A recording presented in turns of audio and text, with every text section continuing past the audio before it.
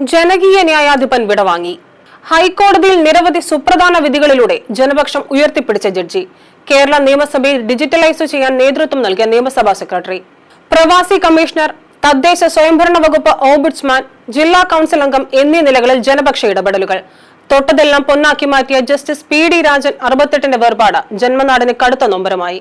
പിറന്ന നാടിനെ എന്നും നെഞ്ചോട് ചേർത്ത ഇദ്ദേഹം അവസാനമായി പങ്കെടുത്ത പരിപാടി ജന്മനാടായ ആറന്മുളയിൽ തന്നെയായിരുന്നു. ഗ്രാമപഞ്ചായത്ത് പൊന്നാട ചാർത്തി വരവേറ്റ ന്യായാധിപൻ പള്ളിയോടങ്ങളുടെ ഗ്രാന്റുകൾ വിതരണം ചെയ്താണ് മടങ്ങിയത്. അഭിഭാഷകനായി മികച്ച സേവനം കാഴ്ചവെക്കുന്നതിനിടയിലാണ് സംസ്ഥാനത്ത് ആദ്യമായി രൂപീകരിച്ച ജില്ലാ കൌൺസിലിലേക്ക് കോയിപ്പുറം ഡിവിഷനിൽ നിന്നും മികച്ച ഭൂരിപക്ഷത്തിൽ വിജയിച്ചത്.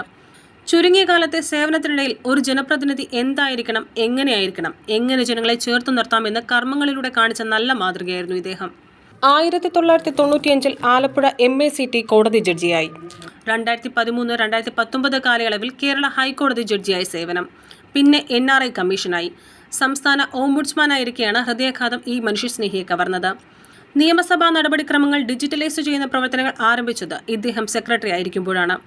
ആറന്മുള പഞ്ചായത്തിലെ ഇടയാറന്മുള പന്നിപ്പുഴയിൽ ദിവാകരൻ ജാനകി ദമ്പതികളുടെ മകനായി പിറന്ന PD രാജൻ ഗ്രാമത്തിന്റെ പരിമിതികൾക്കിടയിൽ നിന്ന് ഇച്ഛാശക്തിയും നിശ്ചയദാർഢ്യവും ദീർഘവീക്ഷണവും കൊണ്ട് ഉയരങ്ങൾ കീഴടക്കിയ വ്യക്തിത്വമാണ്.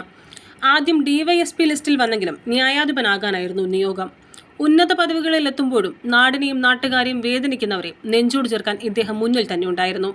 ഗ്രാമപഞ്ചായത്ത് അംഗവും CPIM നേതാവുമായ PD മോഹനൻ ഒരു സഹോദരനാണ്. ഡോക്ടർ K വത്സലകുമാരിയാണ് ഭാര്യ. Doctor R Indushekhar, advocate R Lakshmi Narayanan എന്നിവർ മക്കളാണ്. ചൊവ്വാഴ്ച രാവിലെ 8-ന് വീട്ടിലെത്തിക്കുന്ന ഭൗതിക ശരീരം പകൽ 2-ന് സംസ്കരിക്കും. News bureau, Kozhencherry.